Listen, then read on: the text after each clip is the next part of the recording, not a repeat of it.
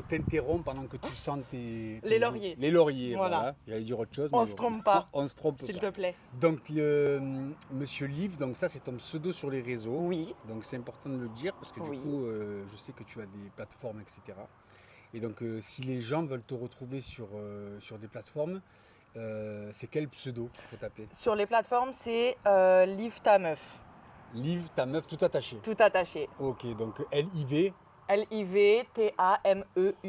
Liv, ta meuf. Donc là, et là, ils Exactement. peuvent retrouver tes vidéos personnalisées, Exactement. etc. Mm.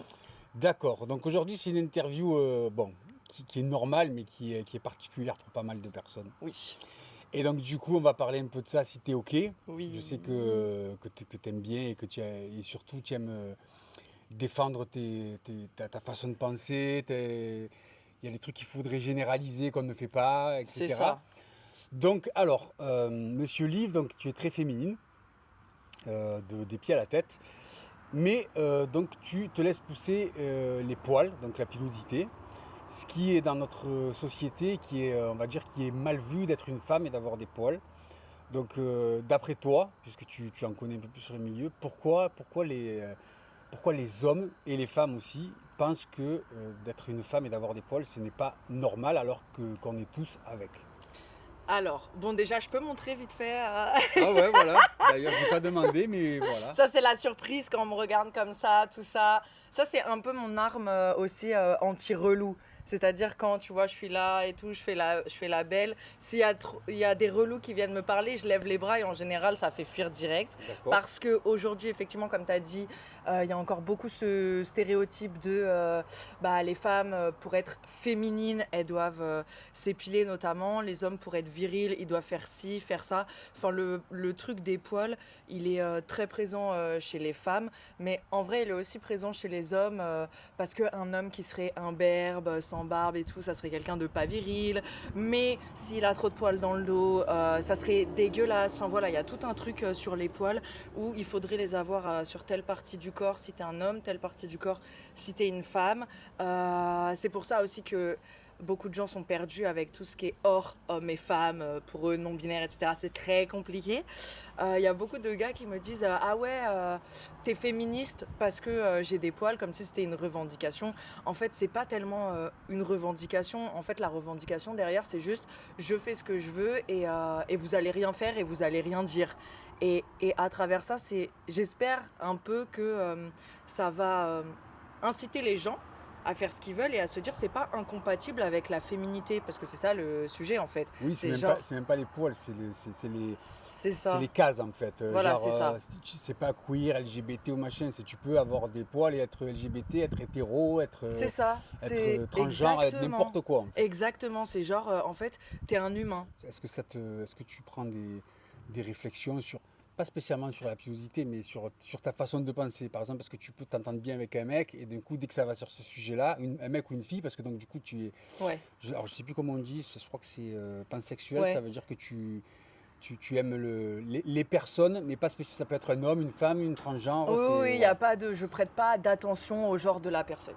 Voilà, au Ouais. genre de la. Donc le genre, ça. c'est ce C'est qu'on pas appelle quelque donc, chose masculin, féminin, non-binaire, etc.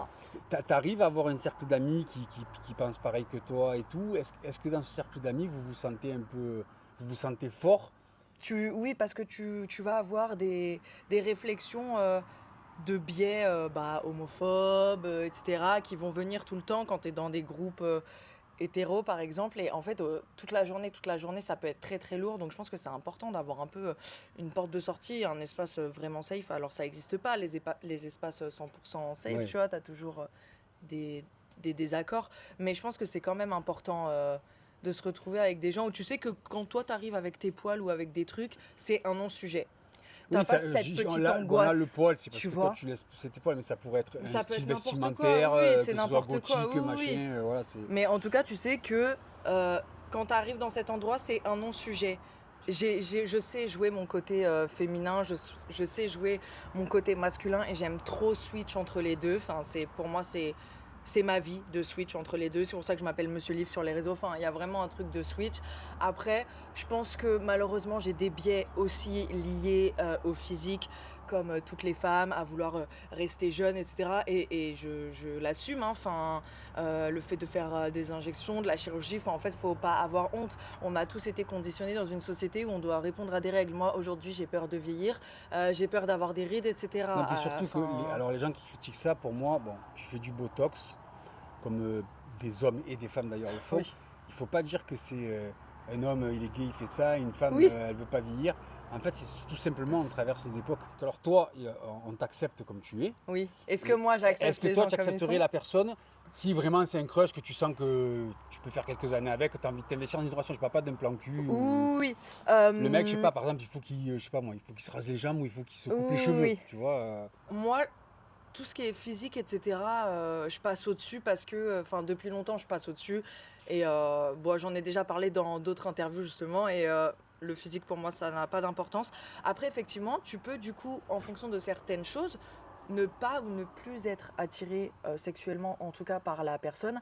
Mais ça me pose pas trop de problème dans le sens où bah, déjà pour moi le sexe n'est pas au milieu de mes relations, enfin c'est pas quelque chose que je mets au centre. Les seuls trucs qui vont vraiment me bloquer et ne plus me faire parler avec la personne, ça va être son ouverture d'esprit.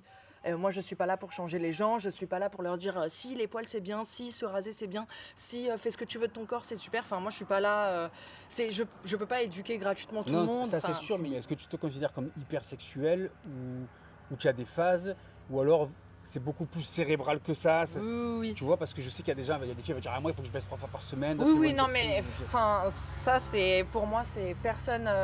Enfin, il y en a plein hein, qui disent ouais, moi, il faut que je baise au moins une fois par semaine si je suis en couple et tout. Pareil, ça, c'est des biais. Enfin, le sexe n'est pas un besoin vital.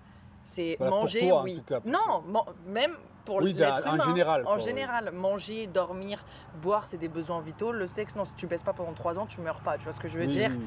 En fait, ce qui fait qu'on a besoin de sexe, c'est encore une fois la société qui dit, voilà, les hommes, ils doivent baiser beaucoup pour être valorisés, les femmes, pas trop, parce que sinon c'est des putes, mais quand même avec leur mari, ça doit être des putes au lit, parce que sinon elles sont chiantes. Bon bref, il y a tout un tas de trucs, personne n'est Ouais. jamais tranquille.